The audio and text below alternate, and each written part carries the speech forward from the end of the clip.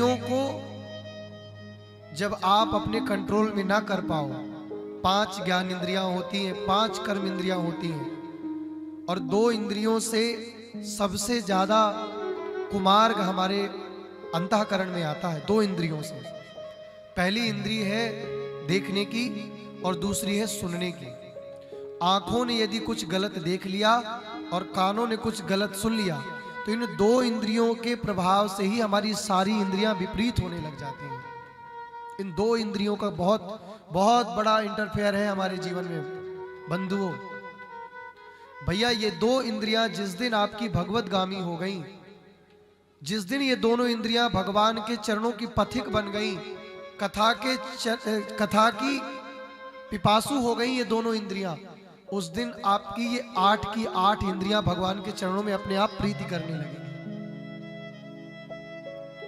हमारे नेत्रम वक्त्रम विकारेण, यदि कान उल्टा नहीं सुनेंगे तो कान फिर बहुत जल्दी जिह्वा हमारे मुख बोलने का प्रयास नहीं करेगा। जब हमारा कान उल्टा सुन लेते हैं, हमारे नेत्र कुछ गलत देख लेते हैं, तो फिर एक्सप्लेन करने का विचार होने लगता है, लोगों से कहने का मन करने लगता है, हम भी कुछ बोलें, हम भी कुछ कहें। आंखें हमारी यत्र तत्र घूम लेती हैं। एक बार यदि दृष्टि गलत चली गई तो फिर बार बार दृष्टि गलत जाएगी। एक बार यदि हमने गंदा कुछ सुन लिया तो बार बार गंदा सुनने का मन करेगा। हमारे जीवन में बहुत बड़ी अहम भूमिका है इन 2 इंद्रियों की। पहला है नेत्रम और दूसरा है कर्ण। इन कानों को और इन नेत्रों को बहुत सावधान रखिए अपने जीवन में। आपके अध्यात्म मार्ग में आकर के भी आपको वंचित करा देंगी ये दोनों इंद्रियां, अगर आपने नहीं कंट्रोल किया। आज हम कथा सुना करके कल हम चले जाएंगे वृंदावन, फिर हमें आगे कथा करने जानी है और भी हमें कार्य है।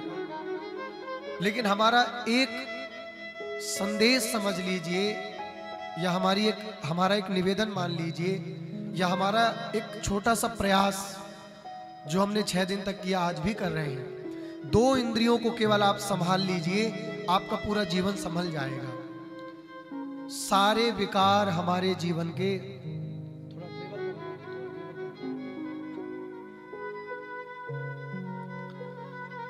हमारे जीवन का सारा विकार इन 2 इंद्रियों ने थाम रखा है। एक हमारे नेत्र ने, एक हमारे कानों ने। इनको बहुत सावधान रखिए, इनसे ऊपर निकलिए। बस यही संभालना है। आप कथा सुन करके जाते हैं, आपका चित्त एकदम ठाकुर जी का अनुरागी हो जाता है। आपके नेत्र, कल मैं देख रहा था, सृजल हो गए थे सबके। लेकिन जैसे हम जाते हैं, हमारी नेत्रों ने, हमारी आंखों ने कुछ देख लिया, किसी को मुस्कुराता देखा, तो इतनी जल्दी चित्त परिवर्तित नहीं होता। अरे ये तो मौज ले रहा, मैं तो ठाकुर जी के रस में डूब के आई हूं। अनुभव करिए नेत्र बंद के, सब नेत्र बंद करके अनुभव करिए हमारी बात का। यहां से सबके नेत्र सृजल होकर के बाहर निकले, लेकिन जैसे हमारे नेत्र एक हंसते हुए व्यक्ति पर पड़े, फिर भी हमारे अंतःकरण से आवाज आई, अरे नहीं, इसको क्या पता मैं कितने बड़े इस दर्द से निकल के आई हूं। ये जो अभी कथा हुई, ये जो अभी सत्संग हुआ, कितना मुझे अंदर तक झकझोर दिया, इसको नहीं पता। एक बार कथा ने अपना प्रभाव दिखाया। नहीं नहीं भैया, थोड़े देर तो असर रहने दो, अभी तो कथा से निकले हैं, फिर से तुम हंसने लगे। एक बार कथा ने अपना प्रभाव दिखाया, नहीं चुप रहो भैया, अभी मत बोलो भैया। इसके बाद हमारे कानों ने भी अगर कुछ उल्टा सीधा सुना तो कानों को भी हम एक बार समझाते हैं, भैया अभी मत करो, अभी तो मैं जस्ट कथा से आ रहा हूं, अभी तो मैं कथा से आ रही हूं, अभी तो इतनी जल्दी फिर से वही संसार, फिर से वही सब इसकी उसकी तेरी मेरी बातें आप करने लगे, मत करिए अभी। लेकिन जब बार बार आपके कानों के पास कोई उल्टी सीधी बातें करता है, बार बार जब आपकी ये दृष्टि उल्टा सीधा देखती है, आप मुझे स्पष्ट बताइएगा, मेरे कहने से मुंडी मत हिलाना, तो आपका चित्त बदल जाता है, घिसने से पत्थर फूट जाता है। फिर ये तो कान है, ये तो नेत्र है। ऐसा नहीं कि कथा तुम्हारे जीवन में असर नहीं कर रही है, मेरी माँ कर रही है, मेरे भाई आपके जीवन में खूब कथा असर करती है। लेकिन जब आपको तुरंत दृश्य गलत दिखा दिया जाता है, तुरंत हमारा किसी को कॉल आ जाता है, किसी बहुत चंचल व्यक्ति का कॉल आ गया, तो हमारा सारा करा कराया जो हम भाव बना के आए, जो हम द्रवीभूत होकर के आए, हमारे जो अश्रु सर्जल होकर के कथा से आए, हमारे नेत्रों में जो पनारा बहा, वो संसार की चंचलता को देख के, कानों से सुन के हमारा चित्त फिर से संसार की तरफ भटक गया। पुनः से संसार की ओर हमारा चित्त चला जाता है। बस यही तो कंट्रोल करना है, नहीं तो ऐसी बहुत कथाएं होती रहेंगी। कथा सुनाने वाले थक जाएंगे, लेकिन आपके जीवन में कोई असर नहीं होगा। आपके बालक, मैं आज गया था किसी घर, तो वो बोल रहा था कि आपके बालक जो सिखाओगे वो नहीं सीखते, आपके बालक जो आपको क्रिया करते देखते हैं वही सीखते हैं। इसलिए जब आपके बालक छोटे छोटे हों तो आप अपनी आपस की लड़ाई बालकों के सामने मत किया करिए। ऐसी कोई क्रिया मत किया करिए जिस क्रिया से आपके शिशु छोटे बालक पर गलत असर डाले। वो क्रिया मत किया करिए। ऐसा कोई व्यवहार आपस में पति पत्नी के बीच मत किया करिए, नहीं तो आपके बालक जीते जी जब आपका सम्मान नहीं करते, आपके ही आचरणों के कारण, तो आपको जीते जी यही नरक देखना पड़ जाता है। हमारा एक निवेदन रहेगा, आज प्रयास करिएगा हमारी बातें।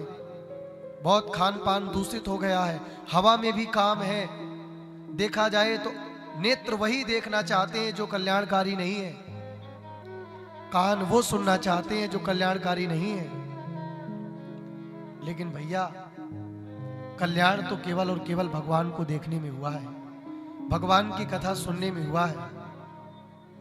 इसलिए हमारी बातें, बस 2 बातें उतार लीजिए, धीरे धीरे आपको पूरा अध्यात्म समझ में आ जाएगा, पूरा जीवन समझ में आ जाएगा प्यारे। फिर आपसे कोई कुछ कहेगा, ठीक है भैया, फिर आपकी स्थिति कैसी बन जाएगी।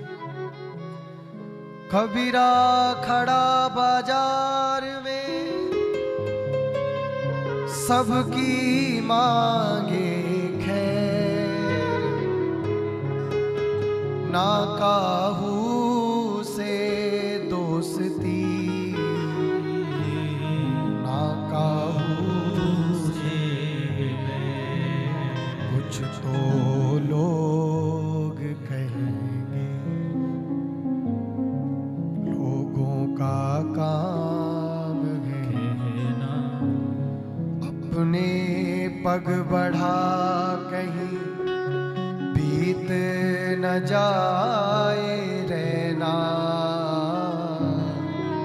कुछ तो लोग कहेंगे। लोगों का काम है कहना, लोगों का काम है कहना, ये आपसे कुछ कहेंगे। हो सकता है कि जो प्रयास आप अपने जीवन में आज कर रहे हैं, ये बहुत से लोगों को अच्छा ना लगे। जो क्रिया आप अपने जीवन में कर रहे हैं, बहुत सारे लोगों को अच्छी ना लगे। लेकिन जिस कार्य को करने की, जिस क्रिया को करने की आपके अंतःकरण में भगवत प्रेरणा हुई है, उस क्रिया पर आप सतत प्रयासरत रहें। ये 2 इंद्रियां ही आपके जीवन में आपकी भगवत प्रेरणा रूपी उस क्रिया को सतत प्रयास करने में सहायक होंगी। ये केवल 2 इंद्रियां।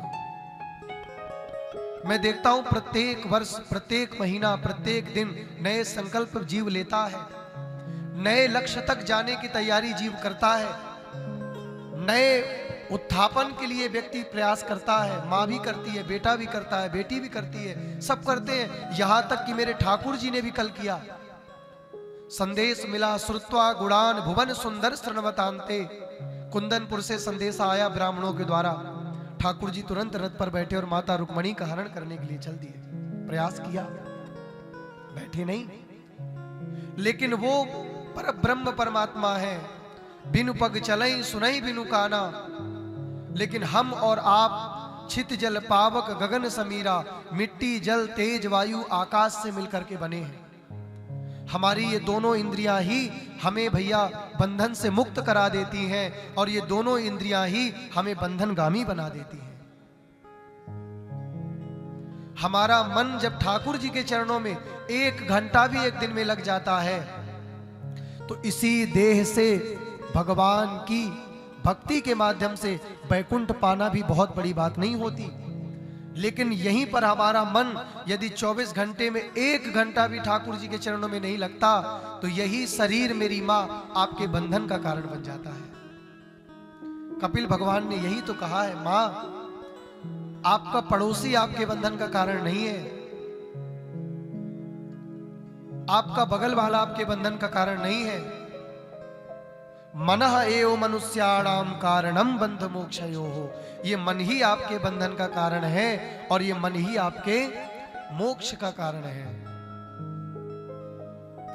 प्रकृति का एक नियम है, विधाता का एक नियम है, भगवान की कथा का एक नियम है कि यदि आप हर हाल में खुशहाल रहेंगे तो आपको हंसाया जाएगा। बोलिए हाँ। आप हर परिस्थिति पर मुस्कुराएंगे तो आपको हंसाया जाएगा, लेकिन यदि आप रोते रहेंगे तो आपको रुलाया जाएगा।